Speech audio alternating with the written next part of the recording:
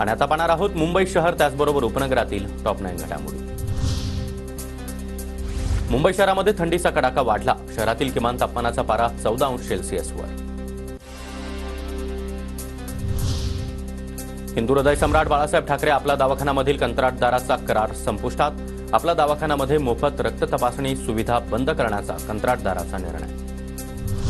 मुंबईतील चक्रीवादळ, अतिवृष्टीमुळे पूर, दरड, दुर्घटना आणि आग अशा घटनांच्या अर्थव्यवस्थेसह सामाजिक व्यवस्थेवर देखील परिणाम।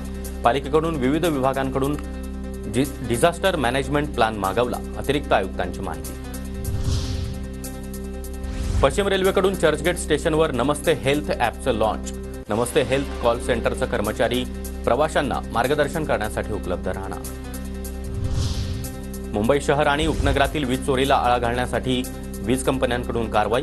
अदानी वीज कंपनीनं एप्रिल ते सप्टेंबर दरम्यान 622 गुन्हे नोंदवले, तर 24.65 कोटींची विजेची चोरी देखील पकडली। मुंबईतील मांजरांची वाढती संख्या नियंत्रित करण्यासाठी पालिकेकडून निर्बीजीकरणाच्या प्रक्रियेला आता वेग। पालिकेकडून आतापर्यंत 18,808 मांजरांचं निर्बीजीकरण। मुंबई इमारत दुरुस्ती आणि पुनर्रचना मंडळाकडून सोडतीसाठी प्राप्त झालेली घरं विकली जात नसल्याचं चित्र।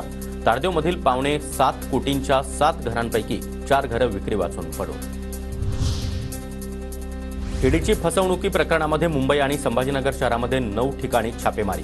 बँकेतील 8 कोटींचा मालमत्ता गोठविल्याची ईडीकडून माहिती।